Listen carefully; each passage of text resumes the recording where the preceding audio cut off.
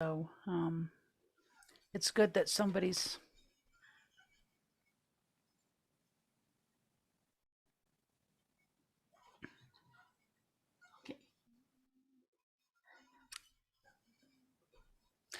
Yaate, Anoltro, Kondit, all of you here tonight. Hello, hello, hello in the beauty way. Thank you for being here this evening. We would like to start our evening by taking this time to acknowledge our traditional owners and ancestors of the tribal lands, Oka, Poke, Owinge, and it is called Santa Fe. We reside on here in these lands. Thank you all, ancestors of these lands and the people currently, the 19 pueblos around us, for allowing us to be here on your land. So this evening is a special night. It's a special, special night. We have our beautiful sister, Star Naea, First Nations Anishinaabe, who has spent the last 15 years launching her musical advocacy programs, such as Hearts, which stands for Healing Through the Arts. Star wears multiple hats, including singer, songwriter, artist, advocate, and activist. The beautiful thing about activism is, people think activism is anger and fighting, and activism can be a love fire. It can be a love a place for us to just create and just bring in more people in the name of love. Star was taken from her birth mother, trafficked away from her family and reservation, First Nations Anishinaabe, as part of the 1950s to 1980s, what was called the Canadian Scoop Up, perpetrated by Canada and the United States and several other colonial um, um, uh, organizations throughout the world, Aboriginal, Pacific Islanders, all over, and they all followed kind of the same model. In any case, Star has won multiple musical awards and continues to acknowledge, this is a quote from Star, music saved my life. I concur. I second that. Please welcome Star Naea. You. Thank you for being with us, sister. You look beautiful. Thank you. Uh, let's go ahead and get started. Why don't you tell us about yourself to kick off the evening? Can you unmute, please? Well, so yeah, my name is Star Naea. I was taken from my my birth family, my homelands, right away, basically out of the womb. um, it was told to me the way that it was done all those years ago, and this was told to me by Cree elders up in Manitoba when I sat eating and sharing a meal with them and listening to them speak in Cree. And then they turned to me and asked me where I was from. And I told them I didn't know. And I said, all I had to say was, I don't know, I was adopted. And they said, oh, sure, sure, because it's very common up there. And then they told me a long time ago in the wintertime, planes used to come in, and planes can only fly in the wintertime. You can't drive up to these parts of Manitoba. And these planes would come in monthly, and they would smuggle brand new babies out of the hospital as they were born. And I sat there listening to this because 10 years earlier, it was told to me from my non-Indigenous adopted father that he, quote, brought me home in a box with holes poked in the top when I asked him where I came from, and swore that I wasn't Indigenous and I wasn't Black, so I had to be white. Those were his words. And so he didn't really know any other race, either Black or white. And so 10 years later, you can imagine my surprise when I'm sharing a bowl of soup with these Cree elders speaking Cree, and then they break their speaking their language to tell me in English that they know, they knew, and they saw and they witnessed the babies being smuggled over the border of Canada out of the out of the country and never to be seen again. And so when I heard that, you can only imagine it really knocked me over.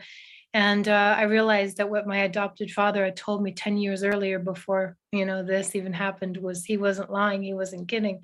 So but before that, I went around Detroit, Michigan, doing what every other kid does, trying to grow up. But my situation was a little bit different because I was an Indigenous child in an all-white home in Detroit, and didn't understand why I didn't look like any of the people that were around me. And then second of all, I didn't understand why I was the only one in the household that received beatings and that was heavily abused, neglected, locked away, not offered food when everybody else was eating, just the stuff that you would hear in nightmares.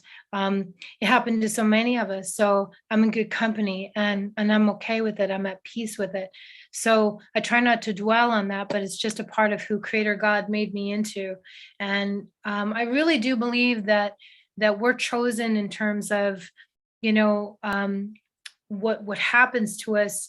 God only chooses the strongest people to survive, and so we can survive and come through this, and then be a gift, be a light to other people, be a passage to peace to other people who might be experiencing this.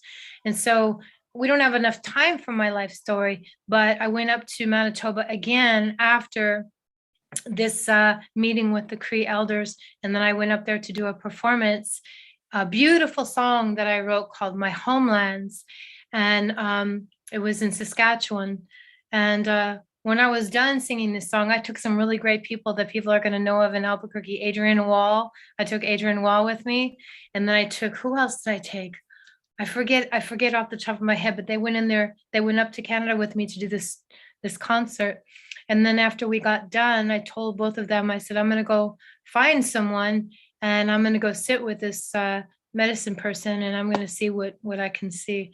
And so that medicine person revealed a lot of stuff to me, and it was pretty miraculous, and definitely let me know that the stuff that I was told, and the stuff that is in writing, and the stuff that was provided, very minuscule amounts of my life that was provided for me, to me throughout my life, ended up being, that onion, that layer was peeled back, and little by little things are being revealed.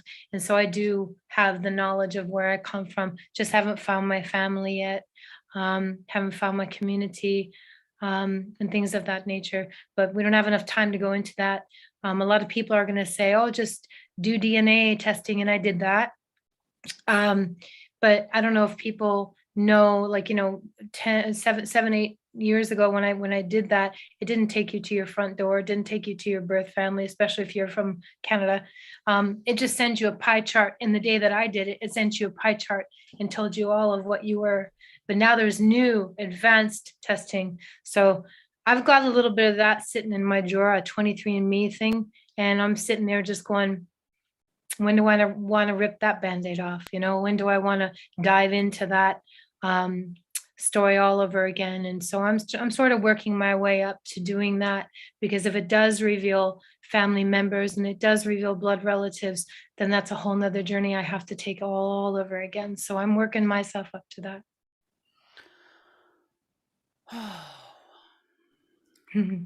But I know whose I am, and I already know who I am.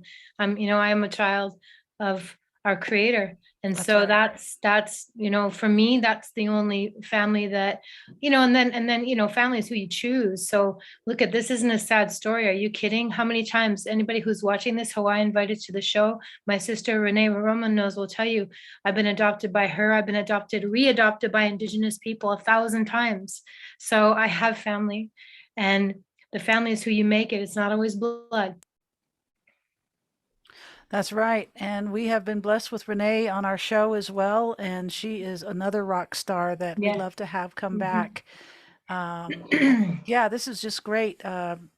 This is great. And thank you very much for sharing some very deep details about your life and being transparent about it all. I think that's the way into healing. So the next question that's just brewing inside of me, I'm dying to ask you, Mhm. How and when did you start singing, and how did you get into the music scene? You know, I think I always had I really think it harkens back to what I said earlier about how, Creator God chooses everyone to do something. Everyone has a purpose. And so if I was chosen to go through that, just like thousands, and I'm not talking thousands, I'm talking tens of thousands. And so when we're on this journey, like Buffy St. Marie, Creator God gave her a gift too. And we all know what her gift is, right? So same thing. We were given this gift to sing and to write and to express. And so I really think that it was kind of innately in me from the very beginning. And I didn't really know what I had. Um, but I started singing when I was 5. And I always like to tell a story that when I was 5 years old, I was watching this show, this movie show on TV. And there was this woman in the movie, and she had ruby red lips. Of course, I love red lips. And she had like pigtails, and she had ruby red slippers to match. And she was saying this, where am I? Where am I? You guys know probably where I'm going with this. And so she started singing this song, somewhere over the rainbow, way up high. There's a land that I heard of once in a lullaby. And when I was 5 years old, I had just experienced something that was so painful. My foster mom had just done a horrific physical abuse to me. She had just bit my thumb, and because I was sucking it watching the movie. And it was such a odd exchange of pain and comfort, as I was looking at my thumb, unbelievable pain, and looking at the marks of her teeth and just crying, and then listening to the voice of Judy Garland singing that song. A transformation happened. It was like, it's really indescribable to express how it just took over in me. And that song, not only did the lyrics touch my heart, but her voice touched my heart. And so that was like the very first song I ever learned to sing. um and and then I took that song, 5, 6, 7, 8, 9, and I took that song and I would sing it everywhere, because that's the only song I ever heard for such a long time. It's not like, I grew up in a home that let me listen to music all the time, let alone sing. So that song was kind of like my theme song, Somewhere Over the Rainbow. And I've told that story so many times, and it's just true. I mean, I don't know what else to say. That song just, it gave me this birth, this moment of realization that, I wanted to go figure out where that place was that she was talking about, where bluebirds fly, and troubles melt like lemon drops, and all of these things. And at 5 years old, I understood what that was. Like, I just knew exactly what she was talking about. And so, yeah, it was kind of my theme, I guess. So that was where it began. And then introduced Detroit, Michigan, where I grew up. Hello, Motor Yep. City and Motown, all rolled into one. Aretha and Ted Nugent, I mean, I'm not a huge fan of Ted Nugent now, but I was when I was a kid. So, but Aretha, she was my hero. She was my absolute hero. And yeah, so growing up with that Wow. really, that bit me right there. Wow. Mhm. That's just wow, Detroit, the last time we cruised through Detroit, it was something of something that was something. It was just big cracks in the roads, and Mhm. I just looked around and went, "Wow, this is where it all started. I hope it comes Yeah. back Oh because it yeah. sure didn't look like that anymore." Mhm. Well, you know what? I think this is a really good time for us to ask you if you would be willing to sing us a song. Hmm. Sure. All right. Let me fire something up here for you. So, I have to give credit to the Lummi Nation for the title of this song. The Lummi Nation is just north of us, about 60 miles or so, and they are a Coast Salish tribe. And I have to give credit to a dear sister friend of mine, Nikki Finkbonner. We were all sitting around a table, and we were having a meeting about a domestic violence conference. And we were just talking about, how important it was to be able to make a difference, with our music and with what we were doing. And I just can't recall the conversation verbatim, but I had said at one point, we just got to teach people how to build that love from the inside out. And then I went home that night and I wrote this song. And so I always credit the Lummi Nation and the women of Lummi, who are so powerful and so beautiful and so sacred to me. And so I always credit them when I sing this song. Okay.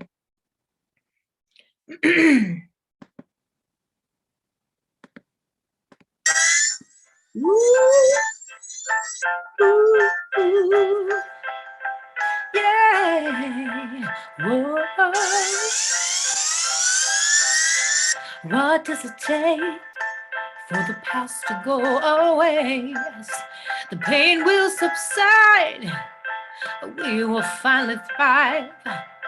And all we've endured shall not fade away. We will stand strong and face a brand new day. You gotta build love from the inside out. You've got to build love from the inside out. Yeah.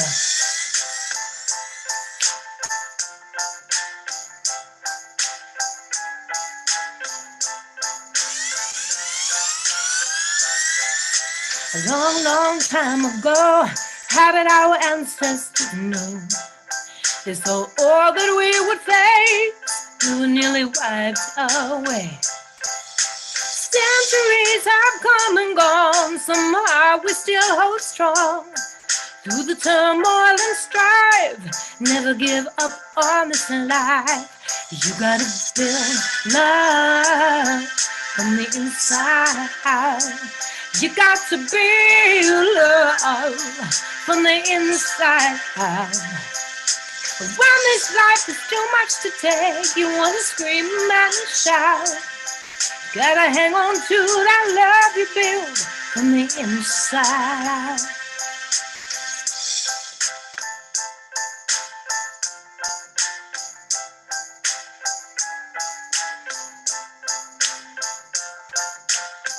Now, we are their descendants, simple humans born from strength. They will never defeat us, even though they tried at length. We will gather all together, lift each other up, lift each other high. That's real love. You gotta build love from the inside. You got to build love from the inside out. When this life is too much to take, you wanna scream and shout. You gotta hang on to that love you build from the inside out.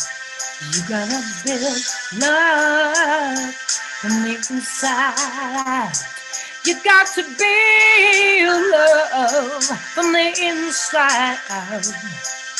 When this life is too much to take, you want to scream and shout. You gotta hang on to that love you build from the inside out. I said, oh, when this life is too much to take, you want to scream and shout. You gotta hang on to that love you build from the inside out. You gotta hang on to that love you build from the inside out. Thank you. Woo! Wow. Ooh, I didn't think I'd make it through that one. That's good. Okay. Where did those vocal cords come from? Oh my gosh, that is like beyond the diaphragm there. Like serious training or just natural born gift there. Thank Well, you, Star. That thank you so much.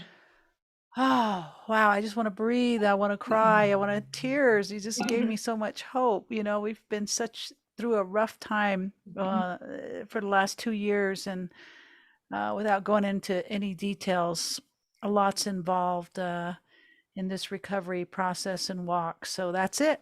Love from the inside out. That's what we Yeah. all got to do, family. That's what we all got to do.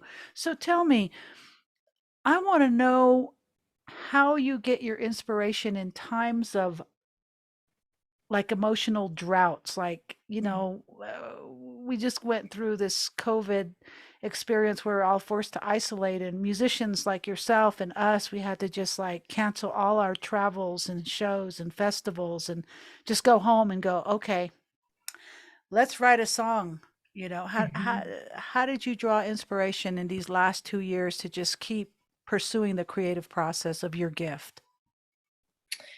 Well, the first year, I think I was with everybody else, just very stuck and very in shock, very much in shock, and just not really knowing what to do. So we did a lot of following each other. What were we going to do, and how were we going to keep, sharing and expressing ourselves? And but more times than often, it would just be a deep reflection of really, if where we were in this world, if this was the end times, as they say and talk about, and all of history and time. What do I want to give on my way out? If this was to be the final curtain call for me and what I'm supposed to be doing here. And all I could think about was the gifts that Creator God gave me in music, music, music. And so for the first year, I didn't necessarily do a lot of shows online, because I just thought, well, everyone else has got that covered for me. Everyone's face was on Zoom, and I just really was not, right? So I took myself out of it, and I just kind of wrote songs, and I just wrote a lot of songs about, the value of all of us together, what we contribute to the universe, what we contribute to the world, what we contribute to each other, and that love. And then I took a broader look at everybody that was running toward the flames, like the first responders and the doctors and everybody who, the sicker that we saw people getting, the more people moved toward them to help. And that just inspired me. So I really think that watching the healing of the sick and these wonderful angels that Creator God just brought on the scene to help people in this time just really helped me to figure out where my place was. I'm not a doctor, I'm not a nurse, but what the gift that I was given was music. And so I just really pressed into my faith, pressed into my gift that Creator God gave me, and just began to write a lot of songs and sit and record. And then, I struggle with a lot of mental illness. And so after a certain amount of time, as you all know, after lockdown, what then? What were we going to do then? And when it didn't really start changing much, my depression kicked in a lot, and there was a lot of things happening in that realm. And so, it was just really about continuing to express myself through song and through lyrics and through prayer. And I mean, there would be times when I would drop to my knees and just pray and cry. And then I would hear my words, and I would think, man, that's a good song. I just need to put that song out. Those prayers are powerful. In whatever language we pray, in whatever way we pray, the magic is that prayer. The magic is being that prayerful human being. And especially in Diné country, when we were watching things on the internet, even though it was a scary time, we lost a lot of relatives in Navajo nation. And even my son's father fell ill, and his grandparents fell ill. They survived, but there were people that didn't. And so that was a real eye-opening experience. And so again, anything I could do on the social media realm, I would leave inspirational messages, but it was just recording, writing. And that's really how I kept busy. But the pandemic has persisted, and money is a hard thing to come by. So getting into the studio and recording all of the things that I created is kind of a hardship right now, trying to figure out how to put that all out and share it with the world. So I'm just doing the next thing, which is I'm super honored to be working for a nearby tribe, the Tulalip tribe. And I got hired on to do some wellness coordination over there. And so I'm trying to, the Tulalip tribe is also the tribe that I am honored to open up for acts like Smokey Robinson, Gladys Knight, Melissa Etheridge, like we were talking earlier. God, who am I missing? Oh, Patti LaBelle. Ooh. I know, right? So I've been Kenny Loggins this past September. So it was, not only do I have a lot of people I love in Tulalip, but then I got brought in to start singing and warming up these acts. And so it was kind of inevitable that when, there came a time to shift or to pivot, I thought, well, what can I give to the nearby community that I love so much? So I went looking for a job opportunity over there, and that's what I've been doing. But then also, I'm still working with, some youth groups down in Seattle, like the Urban Native Education Alliance, UNEA, and I sent you guys that PSA where we did for masking up and vaxing up and boosting up and taking good care of each other, because what a lot of people out there don't understand is that Indigenous people, our people suffer. People of color suffer most from these disparities, these illnesses, and the pestilence, the pandemic that's happening. It will strike us because we already have these comorbidities in place: diabetes, kidney disease. We have all kinds of genetics that make this, virus very viable to us. So we have to take care of each other. It's not a joke. But non-Indigenous people have a hard time understanding that. Yes. And I just want to throw in a little tiny ripple of that. We were told that this virus is a spirit. It's Mhm. alive, and to heed our words as we speak about this virus Mm, and look at the mask as a sacred object, and treat it as such. mhm, Keep it with us at all times. And I've added to that to make a relationship with my own breath, because in my mask, I'm living in my breath. mhm, So I'm breathing in and out my own breath into myself. And there's a mind control with that where it just becomes me. With the mask on, I feel protected. And mhm. these days I'm doing KN95s or N95s. Oh, actually, I don't have any N95s. So thank you for saying that, sister. That's really beautiful. Well, we I got to read a, take care of each other, yeah, and we that's have that's the to. bottom line. I By mean, wearing my mask, I'm taking care of you, yeah, yeah. It's a and partnership, that's Creator, it. Creator God is there. He's going to watch over us and everything. But if we walk into the middle of I-5 and we're not looking both ways and a semi hits me, is Creator God going to save me? So, I'm not going to be blind, deaf, and dumb. I'm going to do my part. And that's what that's about. Okay. Well, moving on to thank you for talking about mental illness. Thank you for putting a spotlight on that. It's something that society has taught people to be ashamed of, along with addiction. Um, there's a whole history in all of that, and more people are coming out and talking about this thing called depression, and it's very real, and it's really exacerbated a lot of people in recovery in these times of isolation and having to face self in new ways and get creative on how we can survive and not go crazy. Yeah. So, as I was reading your bio that you sent to us, thank you very much for that bio. And again, the transparency in the bio. Can you talk a little bit about relocation and what does that mean to you? Because a lot of people from where I come from were taken as little children, the boarding school era starting from the late 1800s, and just ripped from the families and put in boarding schools, and all kinds of stuff happened in that. And your story is a little bit different. So what does relocation mean to you? Well,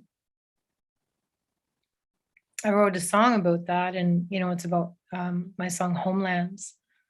I should have sang that one. Um, I think that, in the moments where we were ripped away from our homes, whether it be our boarding school ancestors, whether it be our relatives from, um, our grandparents or our great grandparents, there was a mighty wave of sorrow, I think. And I think that, the homelands, I think it begins with Mother Earth too, and that the homelands really missed, the footsteps and the love that was put into the earth from, the removal of us from where we came. And so it's really important to me to, no matter where I go, honor where I'm walking, like when you acknowledged the Okewinge and the lands, the tribal lands that we're on, because no matter where you're relocated on this continent, it's all Indian country. And it's all indigenous, and tribal, from Canada all the way down to Mexico. It's Indian country before anybody came here by sea.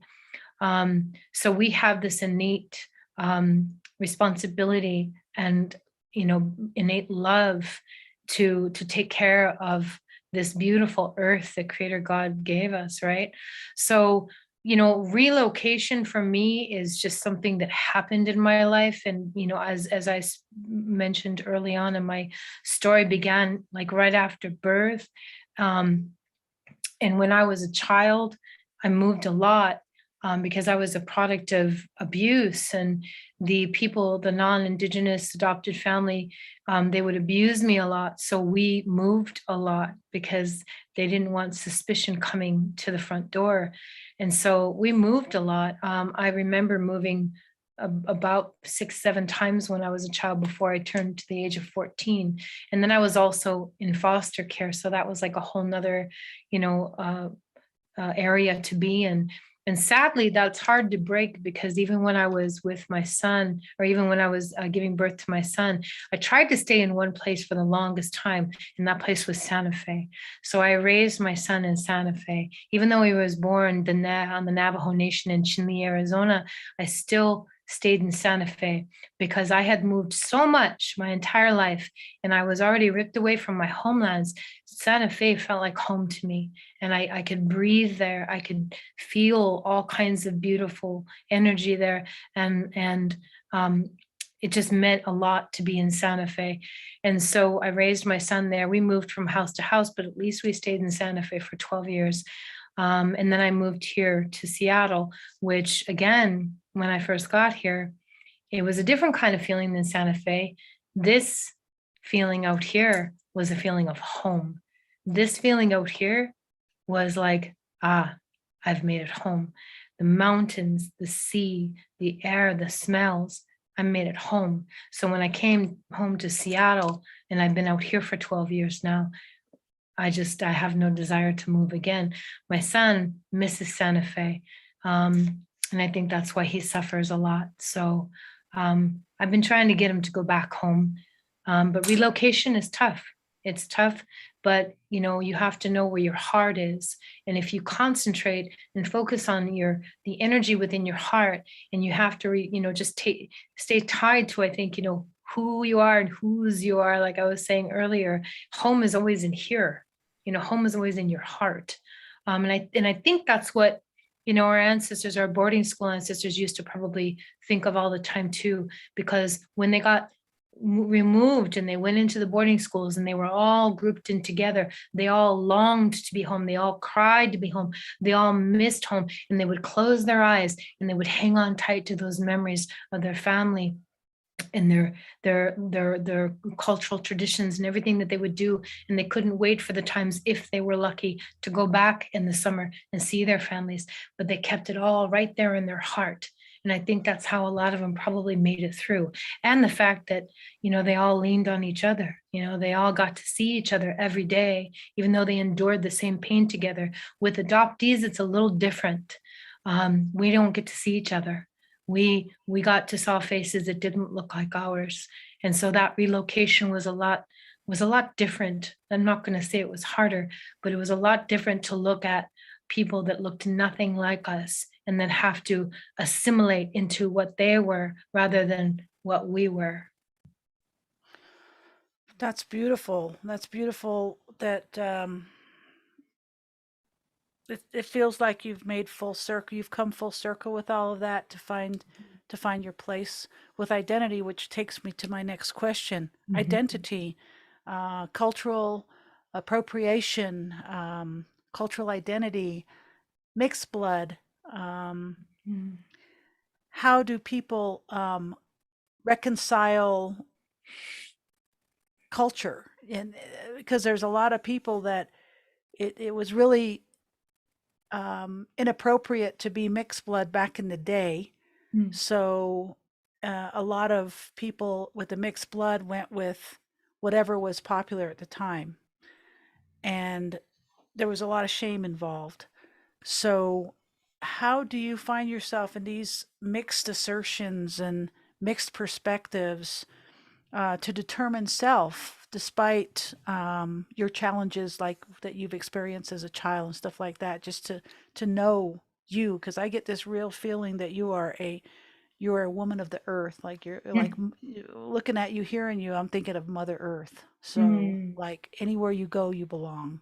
Mm-hmm. Yeah. I mean, it was a lot harder when you were young and impressionable, like our kids are today, right?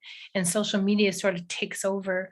Um, for their mindset. We don't know where their spirit goes when they're looking into that phone or looking onto those apps, but I can tell you the world is obviously a lot different now, and it's way more accepting now than when I was a child. And so yeah, when I was a child, I was I mean, we're all mixed up now, but when I was a child, I was brutally beaten because of the color of my skin. And my adopted father, I'm very caramelized now, colored kind of like a latte now. But when I was a kid, I was super dark. And growing up in Michigan, you wouldn't think it would get that hot, but it got pretty hot. And the color of my skin, it only took 30 seconds for that melatonin to kick in. So, or whatever it is, whatever that's called. Anyway, I remember being put into a bathtub when I was a kid, and my adopted father, this is a memory I have that made me, it was my first realization that there was something wrong with the color of my skin. And that was that he used to put me in the bathtub. And I loved baths because I was one of those weird kids that would bring animals home.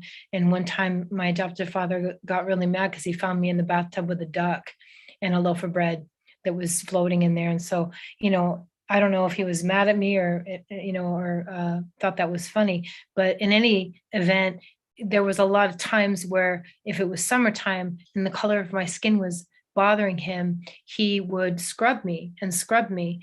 And one time, I was so dark, especially, on my knees. I remember that this was the knee situation where he was scrubbing and it wasn't coming off, and he was flicking the water around, wondering why the water was still the same color. And then he went and got an SOS pad. You never forget being scrubbed with an SOS pad. And he was just so angry that my brown wasn't coming off.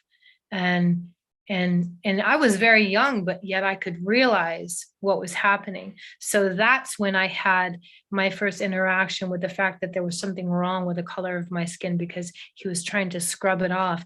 But I think that the way I looked was so confusing to the kids that I went to school with, because they knew or they assumed I wasn't white. I didn't even know what there was. I mean, kids today, if you go up and ask a child today, unless they're really immersed in social media and they've learned something as compared to when we were kids, we didn't know color. We didn't have any idea that anybody else was a certain color or a race. We were all just kids, and we were just trying to be kids, and I was trying to make friends, but I had no friends because of the way that I looked, and nobody understood what I was. And I had no friends because they thought I was lying when I told them that I was white, because that's what was told to me, that I was Anglo. And so when all those people would come up to me and say, well, what are you? And I'd say, I'm German, Scotch, Irish, there was a lot of laughter. So, I mean, there was that race appropriation, the color of skin, cultural appropriation, all of that. It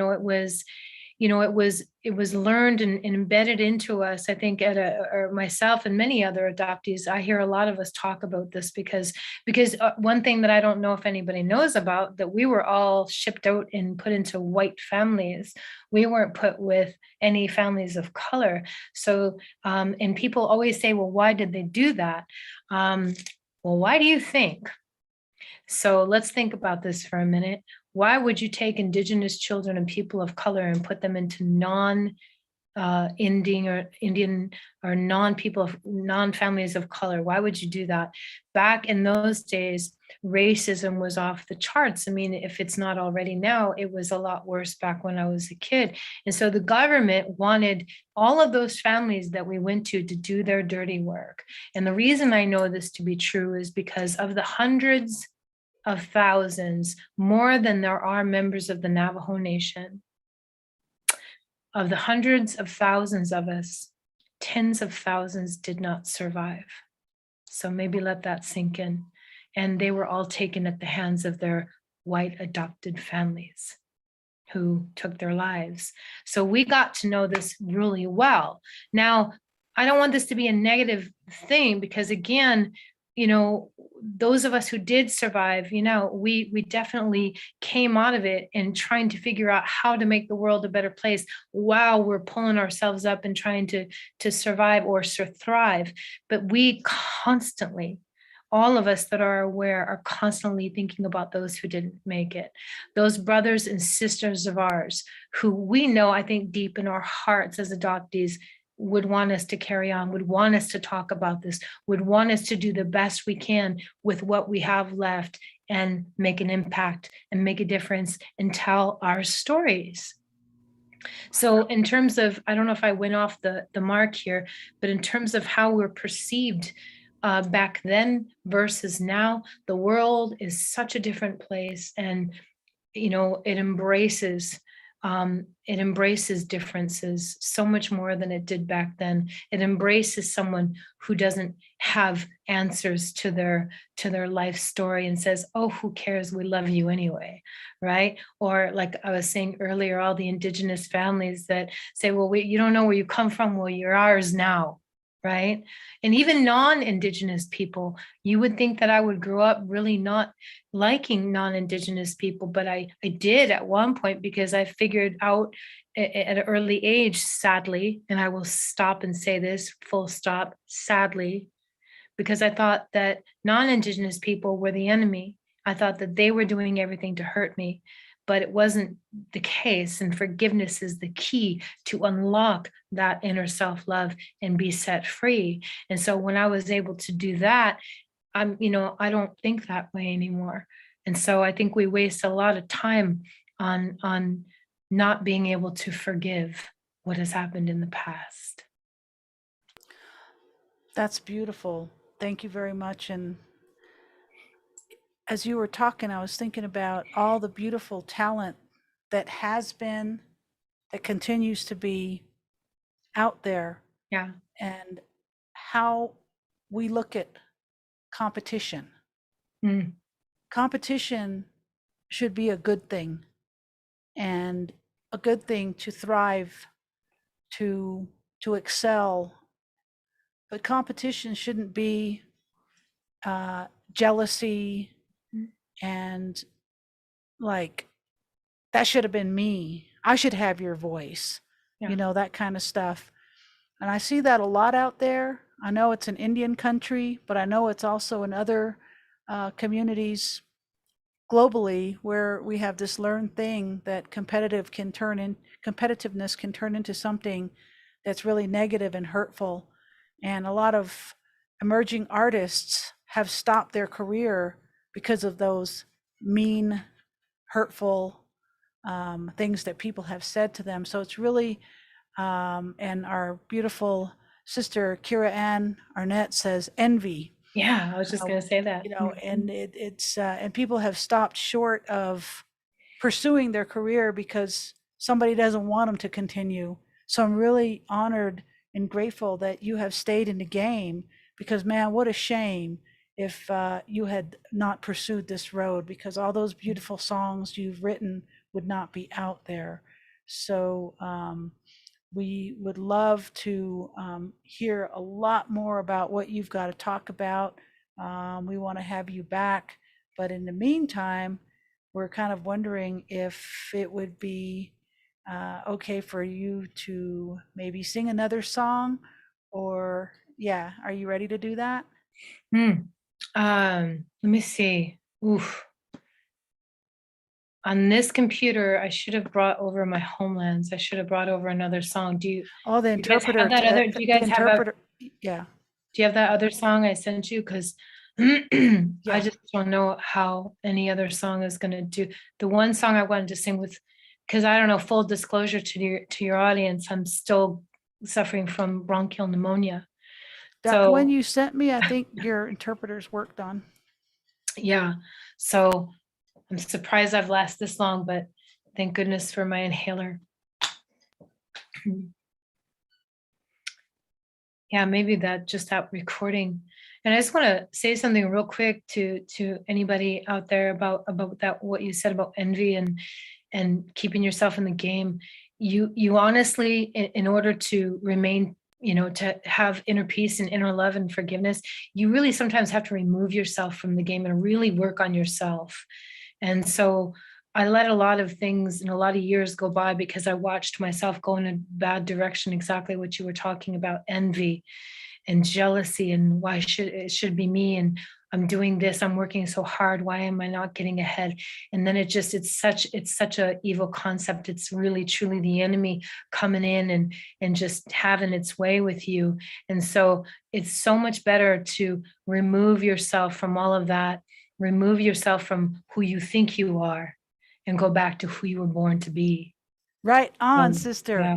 And I just got a beautiful text from our beautiful brother, Crescenciano.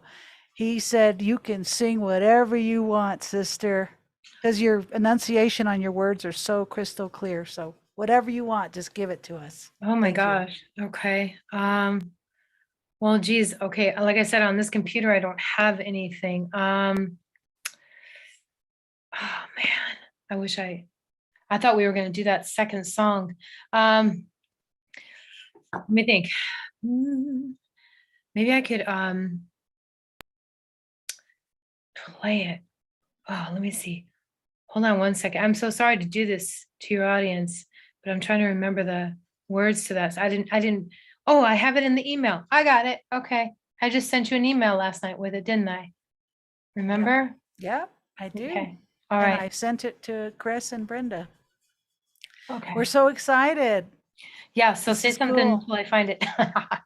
I know people want a full concert, but man, I like these moderated events where we get to hear about the artists. And to me that is so much more than sitting here listening to song after song after, even though I enjoy that, but I just love to hear from the artists and where they've come from and inspiration. So thank you for sharing your beautiful story with us. You're sharing your heart with us and being transparent with us and those of us out there that want to um, pursue some kind of creative genre, venue, medium, to just never give up, just keep going, and maybe one day can sound as good as Star, Oh my right? goodness. As good as Star. Get out there and open for Kenny Loggins. No, stop. Actually, Kenny Loggins should open up for you, in my opinion. No, he was so good. Is he? Oh my Okay, cool. gosh. He was like, yeah, no, another time we'll talk about that, but he has not lost it. He was so good. Okay, so I don't have the music. You guys have the music. Forgive me 1 second. I might need another puff. Hold on. I just feel my bronchioles going weird on me. Yeah, I was given this thing December 26th, bronchial pneumonia. Woohoo. Let's do Over the Rainbow. Yeah. It's a cappella. Okay. Yeah, let's do that. We can do And that one. my mom and Chin Lee, Kathy Terry, Mom, Okay. I'd like to Hey, Mom. I'd like Yeah. to start to dedicate this song to you, my mom Kathy, and my stepdad Harry. Okay. Love you So guys. Miss you. that Miss one's you. an easy one. Okay, so I'm already rocking because when I was a little girl and that song came on the TV, I told that story about what my adopted mom did to me, and so every time I sing that song, I rock. Eh? One more hit. My hot water and honey. It's not hot anymore. Okay. Excuse me, guys. Okay. Mm. Somewhere over the rainbow, way up high, there's a land that I heard of once in a lullaby. Somewhere over the rainbow, bluebirds fly. Birds fly over the rainbow. Why? Then oh, why can't I?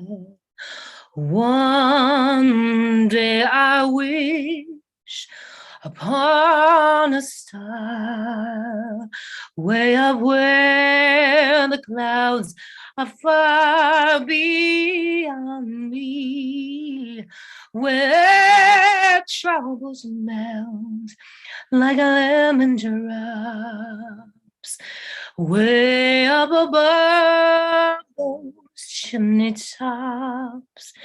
That's where you find me,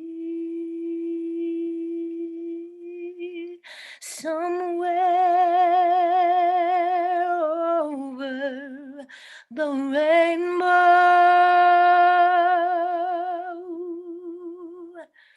Skies are blue, oh, and all those dreams that you dare to dream really do come true.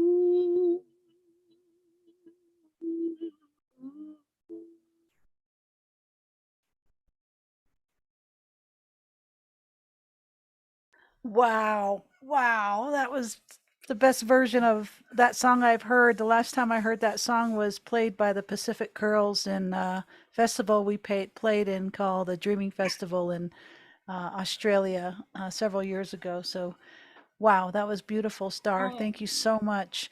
Thank thank you, thank you, you. thank you for sharing you. And at this time, I am going to pass it over to our beautiful Elena.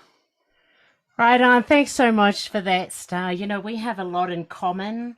One was the first place that I ever went to was in the States in 2005 was Tulalip Reservation.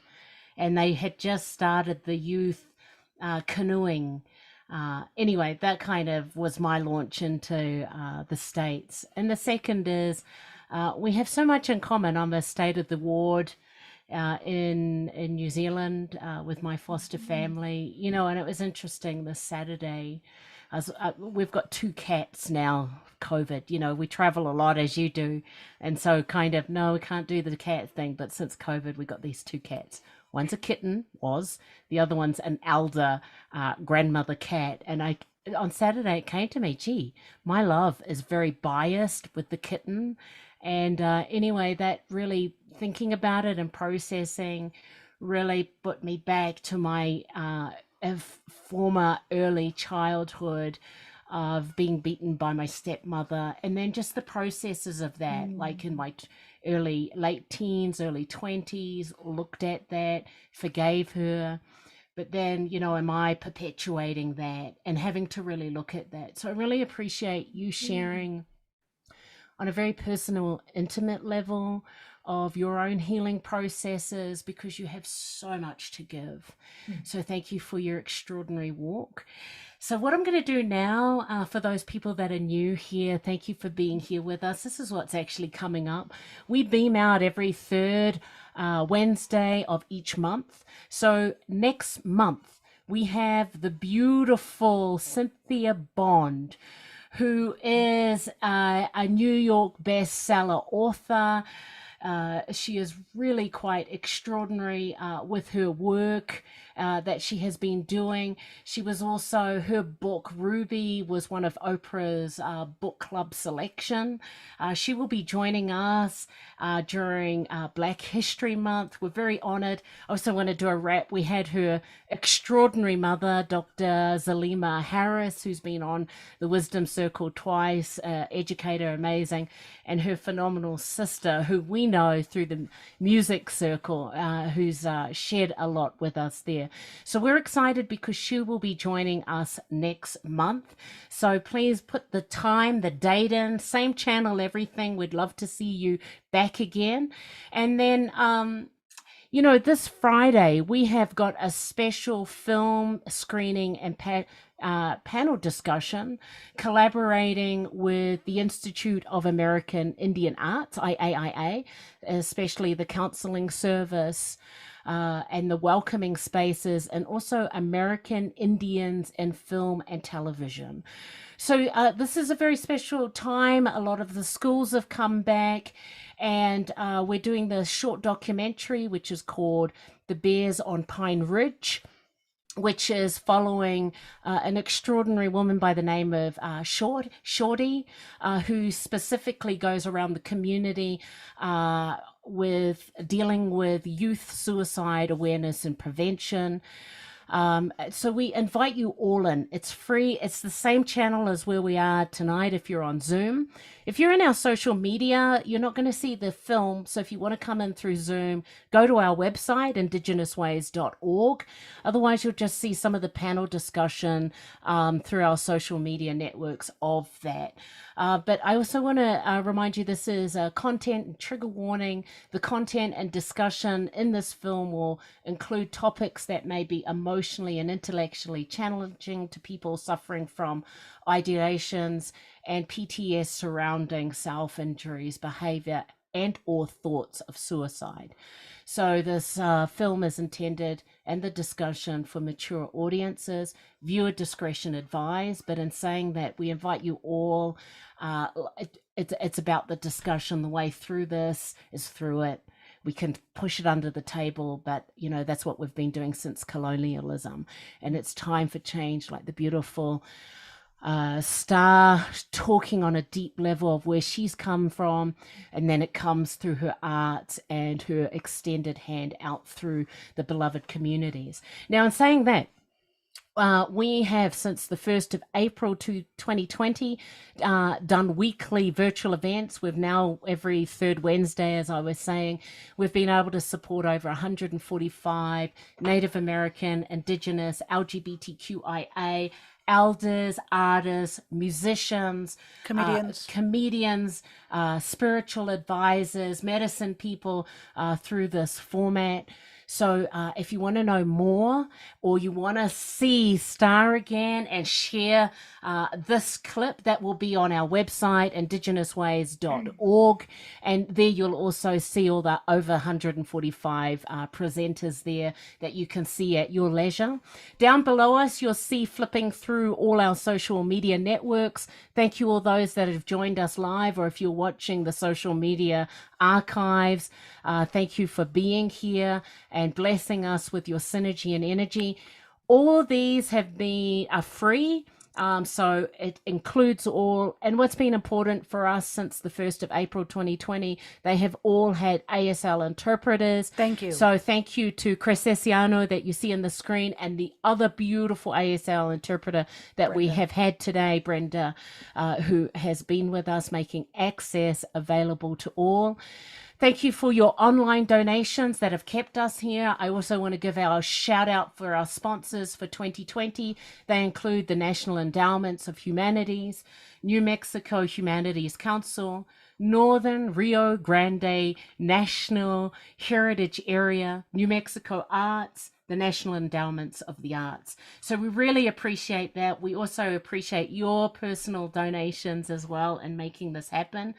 And thank you to our board members as well.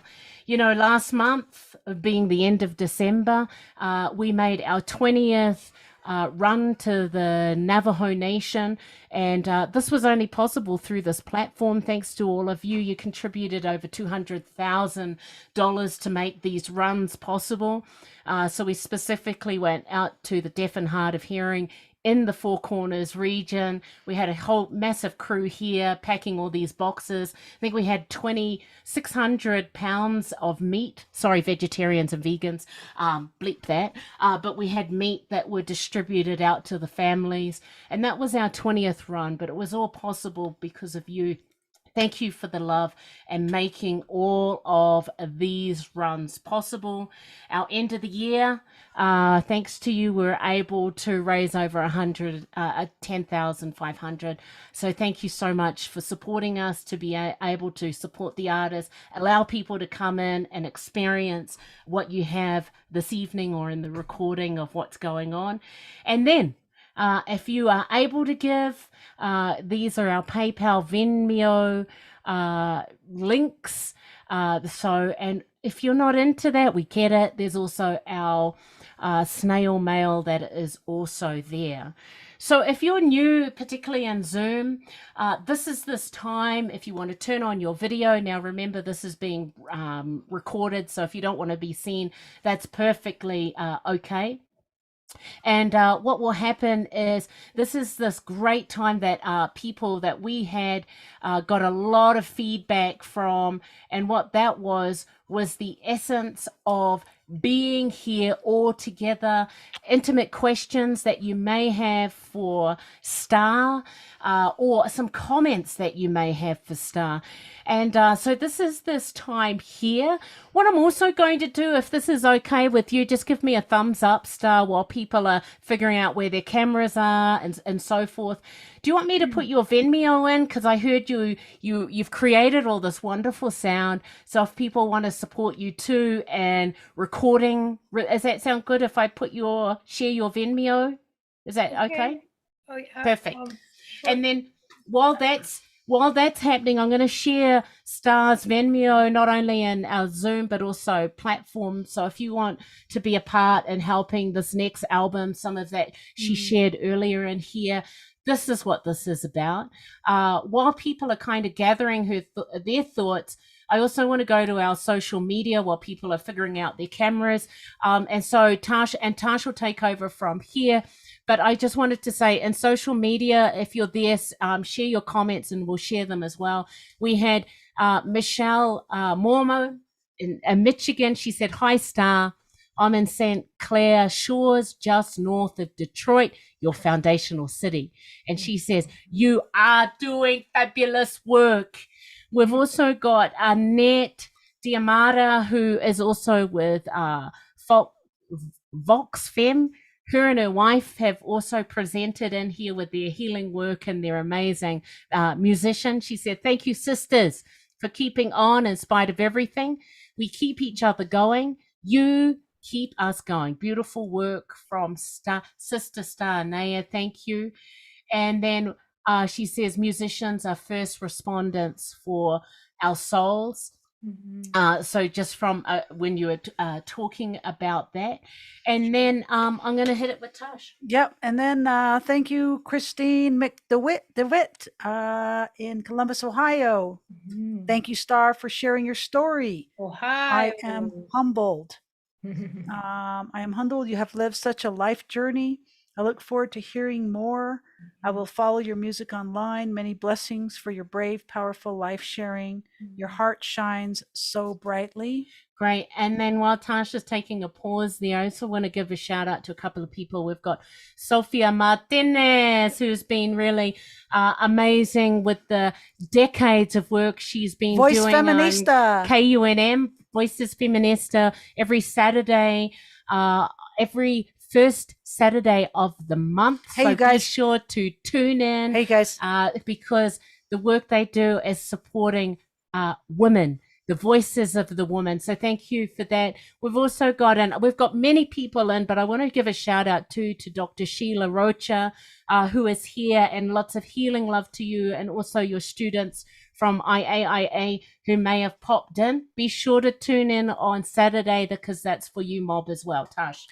And I just want to say, Sophia Martinez, I'm honored to say Dr. Sophia Martinez. Doctor! Yeah.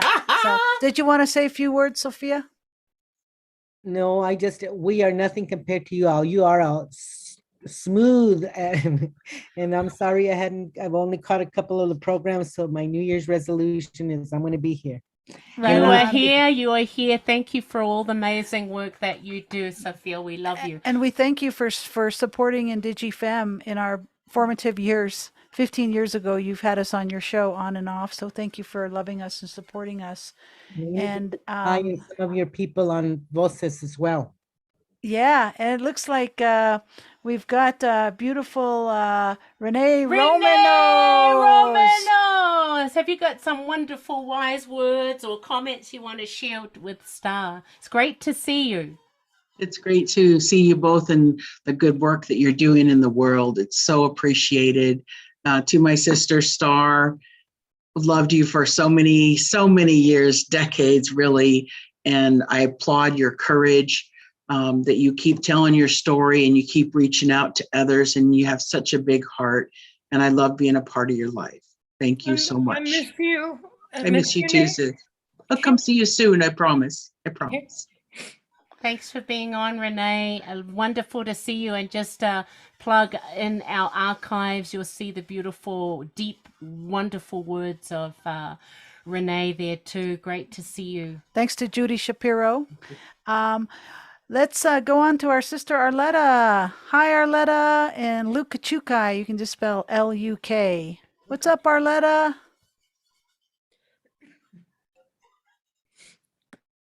That's Arletta. She's deaf, Navajo sister. She's saying hi. Yate. Yep. Yeah. Hey, Arletta. Good to see you. Good to see you. Thanks for joining us tonight from Lukachukai. That's L-U-K.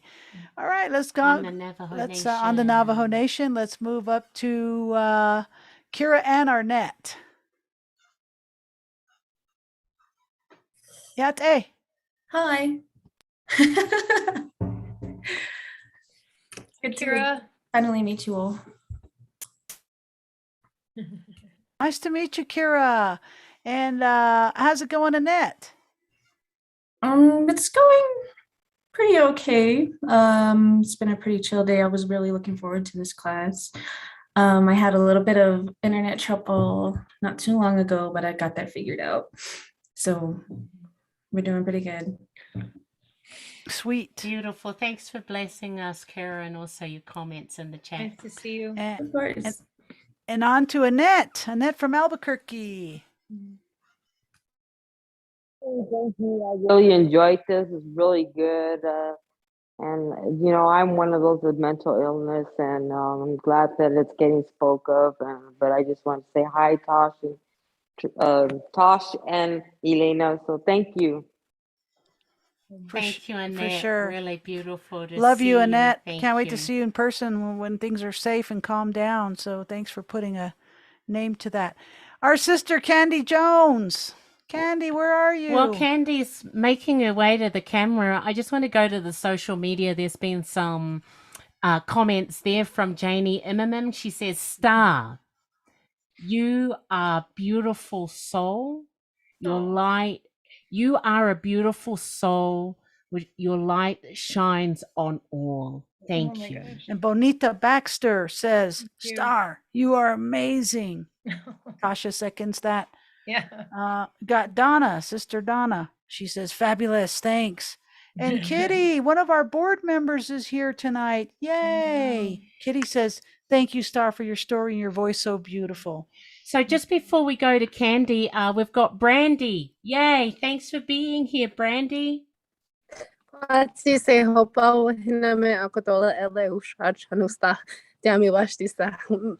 known stars since I was a little girl, and I just am so grateful for everything that she's always portrayed as a woman.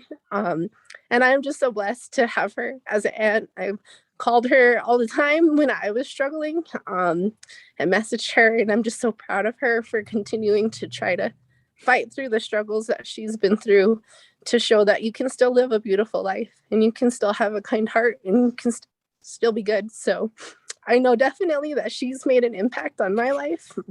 And every time I hear her voice, I just am filled with so much happiness. So this is my daughter, and we were here listening. We're moving, but I had it on, and we're listening and packing and unloading. So I'm just grateful that we were able to join and hear her story, because there was a lot of that she shared that I haven't heard. So thank you. I love you, Brandy.